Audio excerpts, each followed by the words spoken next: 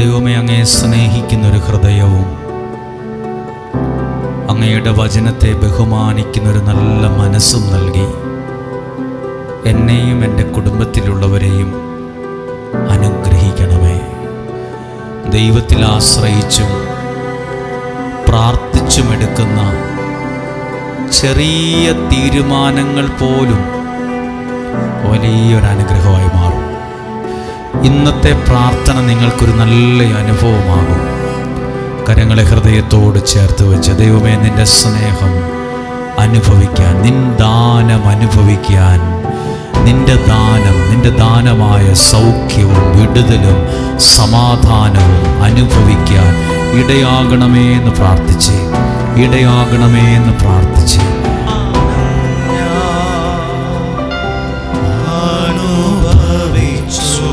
അതിൻ്റെ സമയമാണിത്. നിൻ സ്നേഹം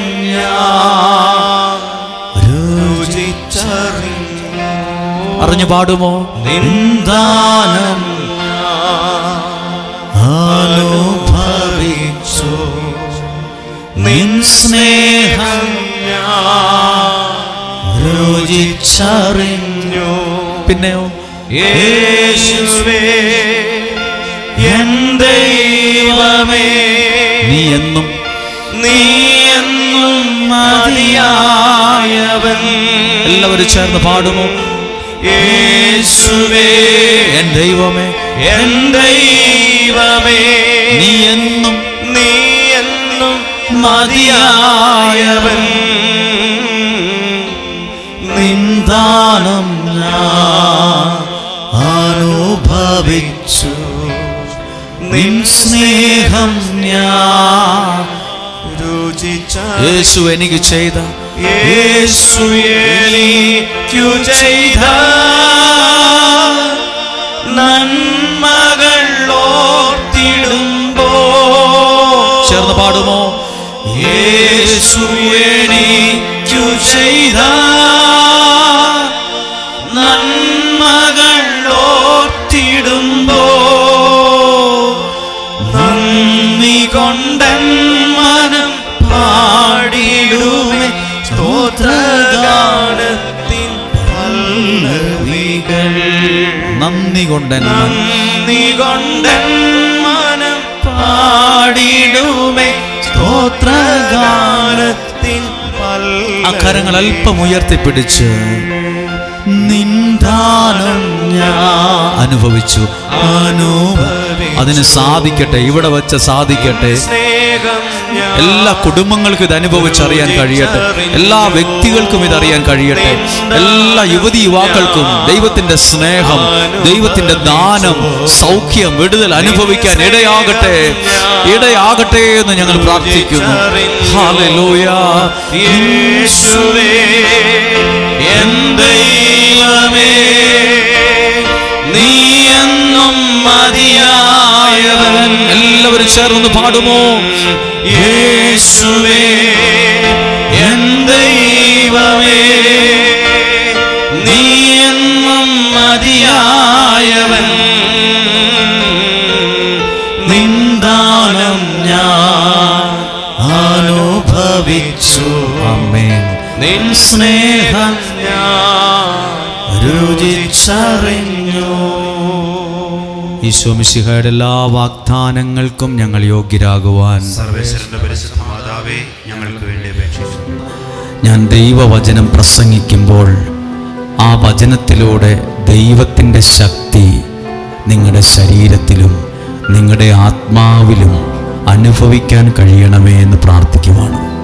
ദൈവവചനം പ്രസംഗിക്കുമ്പോൾ അതിലൂടെ ദൈവത്തിൻ്റെ ശക്തി നിങ്ങളുടെ ശരീരത്തിലും മനസ്സിലും ആത്മാവിലും ലഭിക്കാൻ ഇടയാകട്ടെ എന്ന്. ഹല്ലേലൂയ. ഹൃദയത്തിൽ ദൈവം ഉറപ്പും ധൈര്യവും നൽകുന്ന സമയമാണിത്. ചിലപ്പോൾ നമുക്കിത് നഷ്ടപ്പെട്ടു പോകും. മനസ്സിനൊരു ധൈര്യമില്ല, മനസ്സിനൊരു സന്തോഷമില്ല, ഒരുറപ്പില്ല, എന്നാ ചെയ്യണമെന്ന് അറിയത്തില്ല.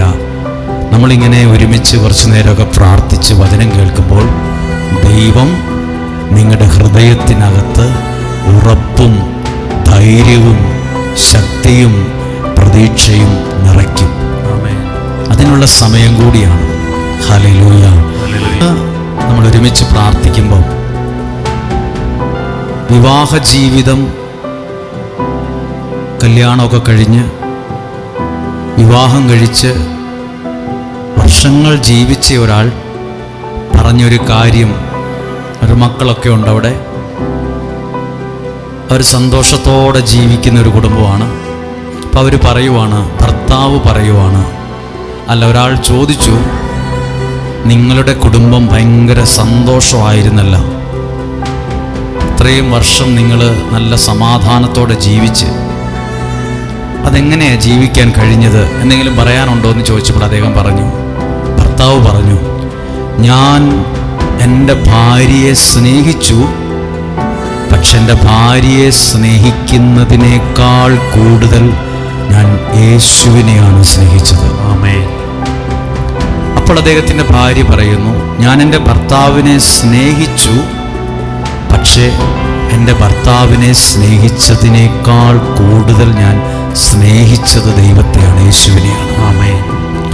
ഭാര്യയും ഭർത്താവും പറഞ്ഞെന്താണ്, ഞങ്ങൾ അങ്ങോട്ടും ഇങ്ങോട്ടും അല്ല കൂടുതൽ സ്നേഹിച്ചത്, ഞങ്ങൾ രണ്ടുപേരും ദൈവത്തെയാണ് കൂടുതൽ സ്നേഹിച്ചത്.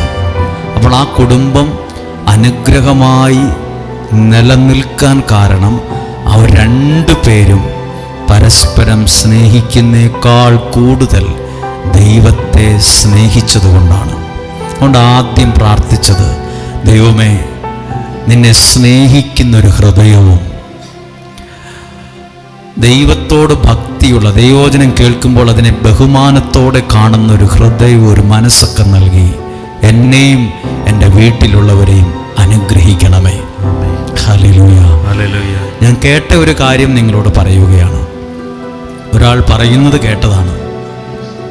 നമ്മളെല്ലാം ഭാഗ്യമുള്ളവർ, അനുഗ്രഹമുള്ളവർ എന്നൊക്കെ എണ്ണുന്നത് അവരുടെ ചില ഭൗതിക നന്മകൾ കണ്ടിട്ടാണ്.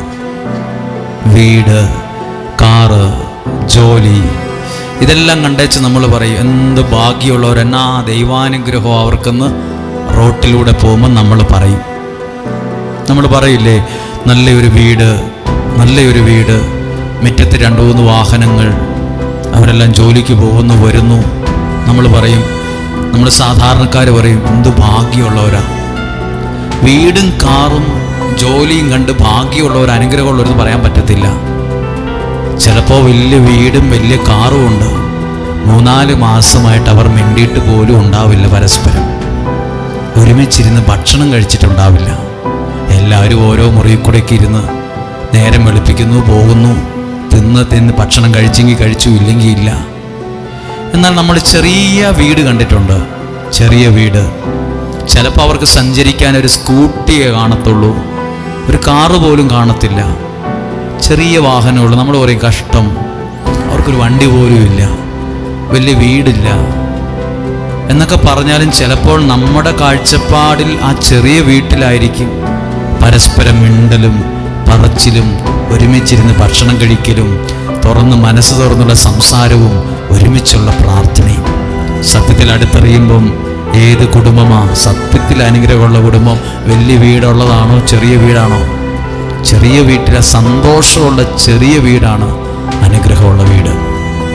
അതിനെക്കുറിച്ച് പറയുന്നത് ഇങ്ങനെയാണ്: നമുക്കുള്ളത് സന്തോഷത്തോടെ അനുഭവിക്കാൻ കഴിയുന്നവനാണ് ഏറ്റവും വലിയ സമ്പന്നൻ. നമുക്കുള്ളത് ഉള്ള വീട്, ഉള്ള ജോലി, ഉള്ള കാര്യങ്ങൾ ഉള്ളതുകൊണ്ട് സന്തോഷിക്കാൻ പറ്റുന്നൊരു മനസ്സുള്ളവൻ സമ്പന്നനാണ്. ആമേൻ. വീടും കാറും കണ്ടുകൊണ്ട് എല്ലാം വലിയ സന്തോഷമാണെന്ന് പറയാൻ പറ്റില്ല. ചിലപ്പോൾ നമ്മളിവിടെ പണ്ട് പറഞ്ഞ് അങ്ങ് ദൂരെ നിന്നൊരാൾ വാഹനം ഓടിച്ച് നമ്മുടെ ഈ ആലയത്തിലേക്ക് വന്ന് ഭാര്യയും ഭർത്താവും അപ്പനും അമ്മയും കുഞ്ഞുങ്ങളൊക്കെ ആയിട്ട്, അപ്പോൾ അവരുടെ വാഹനം ഒരു ഇലക്ട്രിക് പോസ്റ്റിൻ്റെ ഇടിച്ച്, ഫ്രണ്ട് ഭാഗമല്ല പുറകു ഭാഗം, എന്നിട്ട് ആ ഡീസലോ പെട്രോളോ ആ ഇന്ധനം നിറയ്ക്കുന്ന ഭാഗം ചളുങ്ങിപ്പോയി. അത് പിന്നെ വണ്ടി ഓടാനൊക്കെ ബുദ്ധിമുട്ട് വന്നു. പക്ഷെ വലിച്ചു നൂർത്തൊക്കെ ഓടാൻ പറ്റുന്ന കണ്ടീഷനാക്കി വീണ്ടും ഇവിടെ വന്നു. അപ്പം നമ്മളെ കണ്ടു. അപ്പോൾ ഞങ്ങൾ ചോദിച്ചു, നിങ്ങൾ രാത്രിയിൽ എന്തിനാ പോകുന്നേ? രാത്രി പോരുമ്പോൾ അറിയാതെ ഉറങ്ങിയൊക്കെ പോകില്ലേ, നിങ്ങളെന്നാൽ പകൽ വന്നാൽ പോരെ? ആദ്യം അവർ പറഞ്ഞു ഉറങ്ങിപ്പോയതാണെന്ന്. പിന്നീട് അവർ പറഞ്ഞു ഉറങ്ങിപ്പോയതല്ല, ഭാര്യയും ഭർത്താവ് വണ്ടി ഓടിക്കുന്നു, ഭാര്യ അപ്പുറത്ത്, ഇവർ രണ്ടുപേരും കൂടെ വഴക്കുണ്ടാക്കിയപ്പോൾ ദേഷ്യത്തിന് വണ്ടി തിരിച്ചതാണ്. ഡ്രൈവ് ചെയ്തുകൊണ്ട് വഴക്കുണ്ടായതാണ്. എന്തോ പറഞ്ഞ് ഇഷ്ടപ്പെട്ടില്ല, ആ ദേഷ്യത്തിന് തിരിച്ചപ്പോൾ വണ്ടി തിരിച്ചത് കൂടിപ്പോയി, നേരെ പോയി പോസ്റ്റിന് ഇടിച്ചു. വഴക്കുണ്ടാക്കി വലിയ കാറിൽ പോകുന്നവരുണ്ട്, സന്തോഷത്തോടെ സ്കൂട്ടിയെ പോകുന്നവരുണ്ട്. ഏതാ ഭാഗ്യം? സന്തോഷത്തോടെ ആ സ്കൂട്ടിയെ പോകുന്ന ഭാഗ്യം. അപ്പോൾ നമ്മൾ ഉള്ളത് കൊണ്ട് അനുഭവിക്കാനുള്ള എനിക്കുള്ളത് എനിക്ക് സന്തോഷത്തോടെ അനുഭവിക്കാൻ കഴിയുന്നത് ഒരു ദൈവാനുഗ്രഹമാണ്. ഹല്ലേലൂയ. അതിനുള്ള നല്ല അനുഗ്രഹം ദൈവം എനിക്കും നിങ്ങൾക്കും നൽകട്ടെ എന്ന് പ്രാർത്ഥിക്കുകയാണ്. പൗലോസ് തൻ്റെ ജനത്തെ അഭിസംബോധന ചെയ്ത് എങ്ങനെയെന്നറിയോ? ദൈവത്താൽ സ്നേഹിക്കപ്പെട്ടവരെ എന്നാണ്. പൗലോസ് ശ്ലീഹ പ്രിയമുള്ള സുഹൃത്തുക്കളെ, പ്രിയപ്പെട്ട സഹോദരങ്ങളെ എന്നല്ല, പൗലോസ് ശ്ലീഹ ലേഖനത്തിൽ എഴുതിയിട്ടുള്ളത് എങ്ങനെയാണ്? ദൈവത്താൽ സ്നേഹിക്കപ്പെട്ടവരെ. ഇപ്പോൾ ഇവിടെ വചനം കേൾക്കാൻ ഈ സ്ഥലത്ത് വന്നവരോട് പൗലോസ് ശ്ലീഹ പറഞ്ഞ അതേ വാക്ക് കടമെടുത്തുകൊണ്ട് ഞാൻ നിങ്ങളോട് ഈ വാക്ക് പറയണം. ദൈവത്താൽ സ്നേഹിക്കപ്പെട്ടവരാണ് നിങ്ങൾ.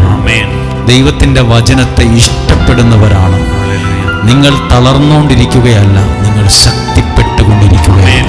നിങ്ങൾ പരാജയത്തിലേക്ക് കൂപ്പികുത്തിക്കൊണ്ടിരിക്കുകയല്ല, നിങ്ങൾ വളർന്നുകൊണ്ടിരിക്കുകയാണ്. ഇതൊരു അനുഗ്രഹമാണ്. ഇവിടെ വെച്ച് നമ്മൾ ദൈവ സാന്നിധ്യം അനുഭവിക്കുന്നൊരു പുതുപുത്തൻ അനുഭവം നമുക്കുണ്ടാവും. ദൈവസഹായം ലഭിക്കും. ഹല്ലേലൂയ. ഇന്ന് ഞാൻ ഒരു വാക്ക് നിങ്ങളോട് പറയുകയാണ്.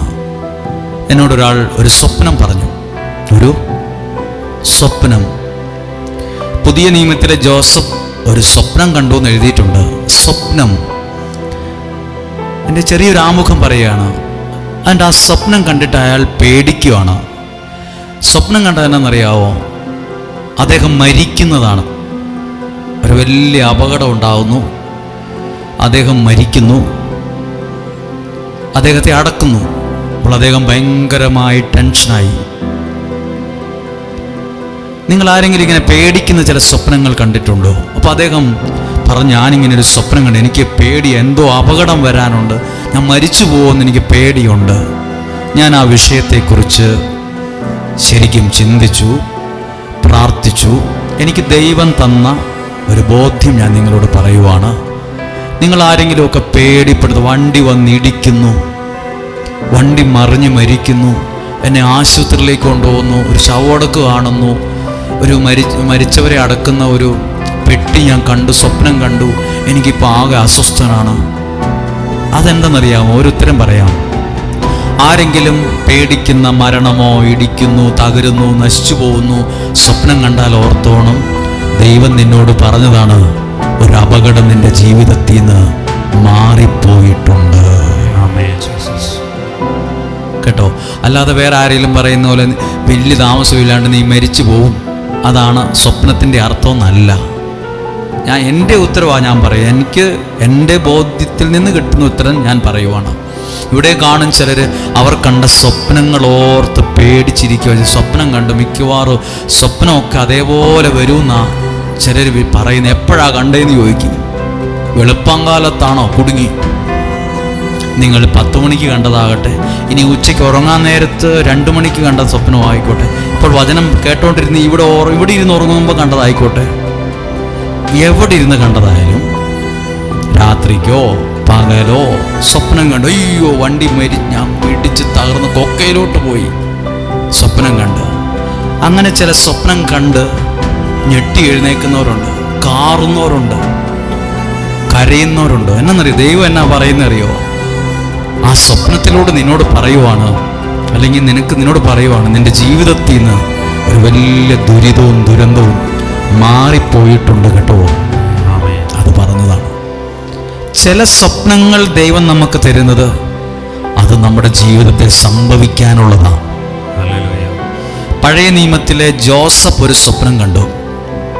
ജോസഫ് പാടത്ത് കറ്റ കൊയ്തുകൊണ്ടിരിക്കുമ്പോൾ ജോസഫ് കൊയ്തു വച്ച കറ്റകൾ നേരെ നിന്നുവെന്നും ബാക്കിയുള്ളവരുടെ കറ്റകളെല്ലാം ഇങ്ങനെ വളഞ്ഞ് താഴോട്ട് നിന്നുവെന്നും സഹോദരന്മാരുടെ സ്വപ്നം പറഞ്ഞപ്പോൾ അവർ ചോദിച്ചു, നീ ഞങ്ങളെ ഭരിക്കുമെന്നാണോ പറഞ്ഞു വയ്ക്കുന്നത്? ഞങ്ങളെല്ലാം കൂടെ നിന്റെ മുമ്പിൽ കുമ്പിട്ട് നിൽക്കും. അത് സംഭവിക്കാൻ സാധ്യതയുള്ള നാളുകളിൽ അനുഗ്രഹമാകുമെന്ന് കാണിച്ചു തരുന്ന സ്വപ്നങ്ങളാണ്. നിങ്ങൾ നല്ല സ്വപ്നങ്ങൾ കണ്ടിട്ടുണ്ടോ? നിങ്ങൾ അനുഗ്രഹിക്കപ്പെടുന്നത്, നിങ്ങൾ അത് നാളുകളിൽ നിങ്ങൾ എത്തിച്ചേരുന്ന കാര്യങ്ങളെ സ്വപ്നത്തിലൂടെ ദൈവം നിങ്ങൾക്ക് വെളിപ്പെടുത്തുന്നതാണ്. ചില സ്വപ്നങ്ങൾ നമുക്കതുപോലെ സംഭവിക്കും. നമ്മുടെ ജീവിതത്തിൽ അത് അനുഗ്രഹമായിട്ട് വരും. അപകടങ്ങൾ നിറഞ്ഞ സ്വപ്നങ്ങൾ നമ്മൾ കണ്ടാൽ അത് ജീവിതത്തിൽ നിന്ന് ദൈവം മാറ്റിക്കളഞ്ഞിട്ടുണ്ടെന്ന് ദൈവം നിങ്ങളെ ബോധ്യപ്പെടുത്തുന്നതുമാണ്. ഹല്ലേലൂയ. ഒരു കരം ഉയർത്തി പറഞ്ഞേ ഹല്ലേലൂയ, ഹല്ലേലൂയ, ഹല്ലേലൂയ. ഇനി ഒരു കാര്യം കൂടി ഒരു സന്തോഷത്തോടെ പറയുവാണ്. നമ്മൾ ഈ പ്രശ്നത്തിലോ പ്രതിസന്ധിയിലോ തകർന്ന് തരിപ്പണമായ സമയത്തൊക്കെ ആരോടെങ്കിലും പ്രാർത്ഥിക്കാൻ പറഞ്ഞപ്പോൾ, കേൾക്കുന്നുണ്ടോ? നമ്മൾ സങ്കടപ്പെട്ടിരിക്കുമ്പോൾ ഒരാളോട് പറയുക, നിങ്ങൾ എനിക്ക് വേണ്ടി ഒന്ന് പ്രാർത്ഥിക്കണം എന്ന് പറയുമ്പോൾ, പ്രാർത്ഥനയുള്ളൊരു മനുഷ്യൻ പ്രാർത്ഥിച്ചിട്ട് പറഞ്ഞിട്ടുണ്ടോ ദൈവം ഇടപെടും, ദൈവം പരിഹരിക്കുമെന്ന് പ്രാർത്ഥിച്ചൊരു മനുഷ്യൻ നിങ്ങളുടെ ചെവിയിൽ പറഞ്ഞിട്ടുണ്ടോ? അതിൻ്റെ അർത്ഥം എന്നറിയാമോ? സകലത്തെയും പരിഹരിക്കുന്നവൻ അത് ആ വ്യക്തിയെ കൊണ്ട് നിന്നോട് പറയിപ്പിച്ചതാണ്. പിടികിട്ടിയോ? പ്രാർത്ഥിക്കുന്ന ഒരാൾ എൻ്റെ കയ്യെ പിടിച്ചിട്ട് പറയുക, ധൈര്യമായിട്ടിരിക്കുക, ദൈവം ഇടപെടുന്നുണ്ടെന്ന് പറഞ്ഞാൽ അത് ആ വ്യക്തിയെ കൊണ്ട് ദൈവം പറയിപ്പിച്ചതാണ്. ഇവിടെ കൗൺസിലിങ്ങിന് പോകുമ്പോൾ, ദിവികാരന് കൗൺസിലിങ്ങിന് പോകുമ്പോൾ, ഇവിടെ ആളുകളെ പ്രാർത്ഥിക്കാൻ വരുമ്പം, അയ്യോ എന്നോടൊന്നും പറഞ്ഞില്ല, ദൈവം സഹായിക്കുന്നു മാത്രം, ദൈവം ഇടപെടുമെന്നേ പറഞ്ഞുള്ളൂ, ധൈര്യമായിട്ടിരിക്കാനേ പറഞ്ഞുള്ളൂ. അതെന്തിനാണ് ആ മനുഷ്യൻ പറഞ്ഞത്? അത് നിന്നെ കേൾപ്പിക്കാൻ ആ പ്രാർത്ഥനയുള്ള മനുഷ്യനെ കൊണ്ട് ദൈവം പറയിപ്പിച്ചതാണ്. ഹല്ലേലൂയ. അങ്ങനെ ദൈവം പറയിപ്പിക്കുന്ന പലതും ഇവിടെ ഇരുന്ന് പ്രാർത്ഥിക്കുമ്പോൾ നിങ്ങൾ കേൾക്കാൻ തുടങ്ങും.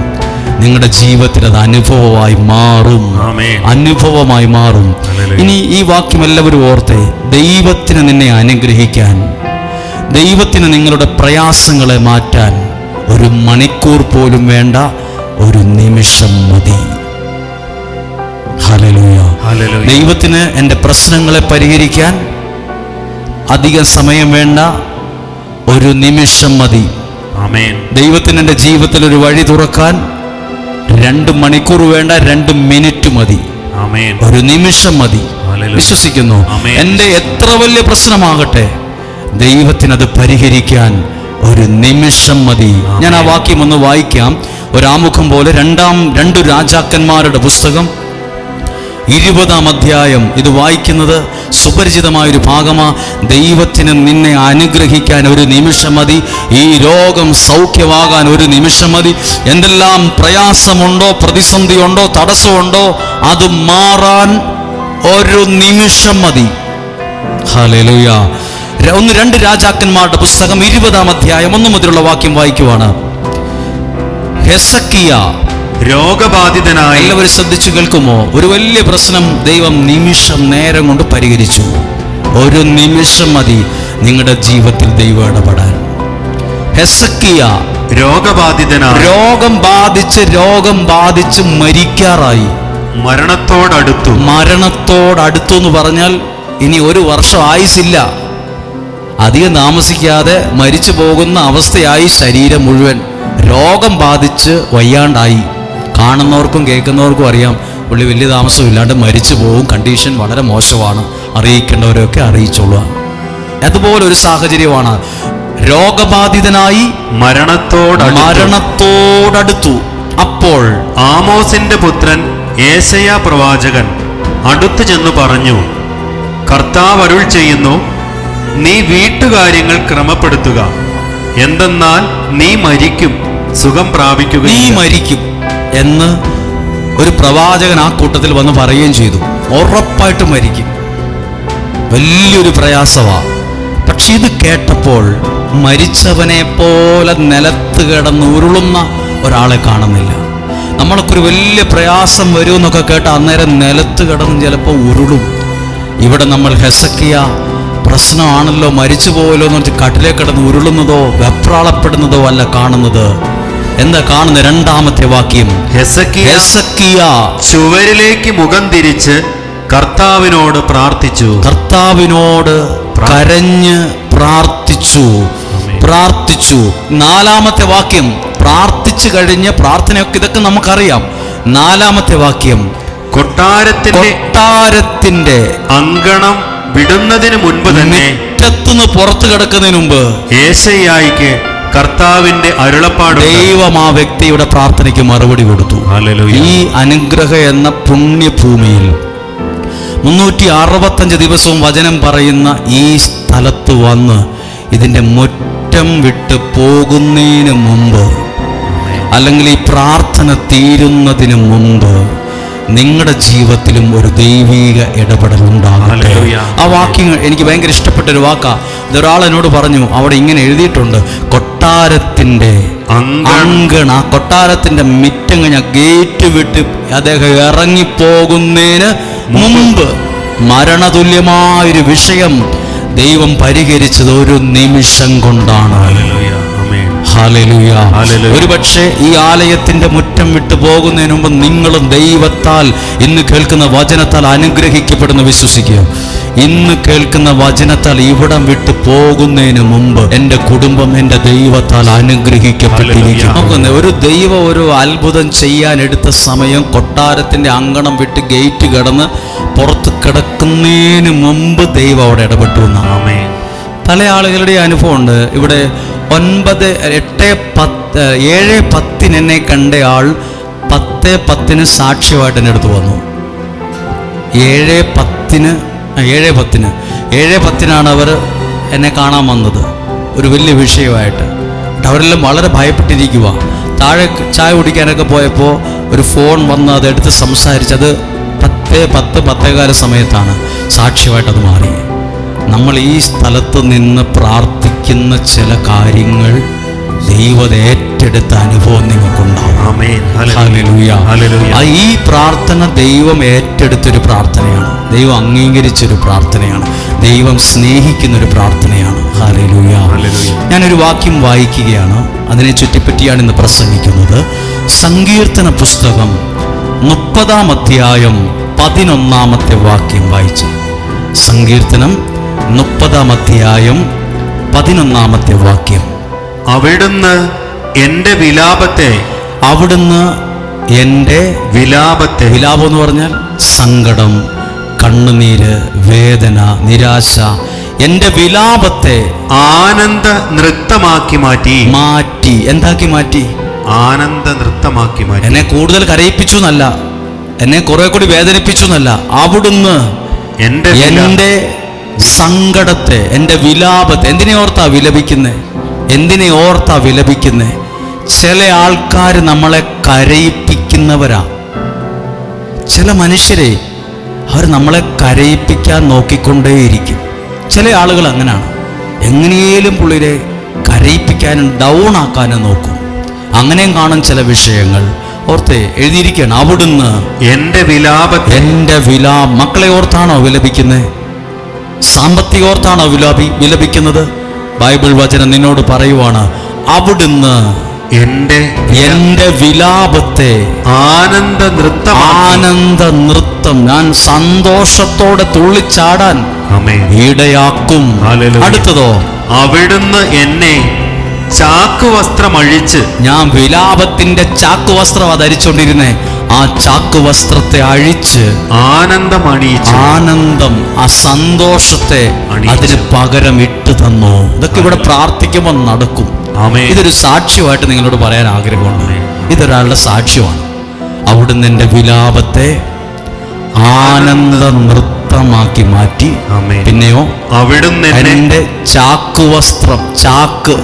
ചാക്കുവസ്ത്രമായിട്ടോണ്ടിരുന്നേ, സങ്കടത്തിന്റെ ചാക്കുവസ്ത്രം ധരിച്ച് അത് ദൈവം ആ പട്ടൽ സഴിച്ചു മാറ്റിയിട്ട് ആനന്ദം, സമാധാനം, സന്തോഷം ഒരു വസ്ത്രം പോലെ പകരം ഇട്ട് തന്നെന്നെ ആനന്ദ ദൈവത്തിലെത്തിച്ചു. ഹല്ലേലൂയ. അതിപ്പോൾ ആരുടെ ജീവിതത്തിലെന്നറിയോ?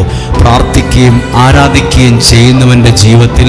സങ്കീർത്തനം 30:11 സംഭവിച്ചിരിക്കും. ആമേൻ. വിശ്വസിക്കുന്നു. ആ സാക്ഷ്യത്തെ ഞാൻ വായിക്കാം. വിശുദ്ധ ലൂക്കായുടെ സുവിശേഷം ഈ വചനത്തിൻ്റെ സാക്ഷ്യമാണ്. ലൂക്കാ സുവിശേഷം 1-ാം അധ്യായം 5 മുതലുള്ള വാക്യങ്ങൾ വായിക്കുകയാണ് ഈ ഡിസംബർ മാസം. അതായത് ഇത് വായിക്കുമ്പോൾ ഓർത്തെ, ദൈവസന്നദ്ധിയിൽ പ്രാർത്ഥിച്ചവരെ ദൈവം മറന്നു കളയുകയില്ല. ഹല്ലേലൂയ. നമ്മളിവിടെ വയനാട്ടിൽ വന്ന് ഈ സ്ഥലത്ത് ഇവിടെ വന്ന് പ്രാർത്ഥിച്ചത് ചിലപ്പോൾ നമ്മൾ 3 മാസം കഴിയുമ്പോൾ മറന്നു പോകും. നമ്മൾ പ്രാർത്ഥിച്ചത്, എഴുതിയിട്ടതൊക്കെ. പ്രാർത്ഥിച്ച നമ്മളെയും എഴുതിയിട്ട പ്രാർത്ഥനയെയും ദൈവം മറന്നു കളയുകയില്ല. പ്രാർത്ഥിച്ച നമ്മൾ മറന്നു പോയാൽ പോലും. ഹല്ലേലൂയ. വാക്യം വായിക്കുകയാണ്. ലൂക്കാസ് വിശേഷം 1-ാം അധ്യായം 5-ാമത്തെ വാക്യം. ഹേറോദസ് യൂദാ രാജാവായിരുന്ന കാലത്ത് അബിയായുടെ ഗണത്തിൽ സക്കറിയ എന്നൊരു പുരോഹിതൻ ഉണ്ടായി. ഞാൻ ഈ വാക്യം പ്രസംഗിച്ചിട്ടുണ്ട്, ചിലപ്പോൾ നിങ്ങൾ കേട്ട് കാണും. ഞാനിത് പറയുന്നത് എന്തിൻ്റെ അടിസ്ഥാനത്തിൽ? ഒരാളുടെ സങ്കടത്തെ മാറ്റി ദൈവം ആനന്ദം അണിയിച്ചു എന്ന് പറയാനാണ് ഇത്. ഈ സക്കറിയ എന്ന പുരോഹിതൻ ഒത്തിരി ആളൊരു പ്രീസ്റ്റാണ്, ആളൊരു പള്ളിയുടെ അച്ഛനാണ്, ഒരു പുരോഹിതനാണ്, എഴുതിയിട്ടുണ്ട്. പക്ഷെ ഇദ്ദേഹം ഒട്ടും സന്തോഷവാനല്ല. ഇദ്ദേഹത്തിന് ഒത്തിരി ദുഃഖങ്ങളുണ്ടായിരുന്നു. അത് ഈ വചനം വായിക്കുമ്പോൾ മനസ്സിലാവും. ഈ പുരോഹിതന്റെ സങ്കടത്തെ ദൈവം മാറ്റി ആനന്ദ നൃത്തം അണിയിച്ചു. അത് ഈ സാക്ഷ്യമോ, ഈ വചനത്തിലൂടെ സാക്ഷ്യം പറയുക.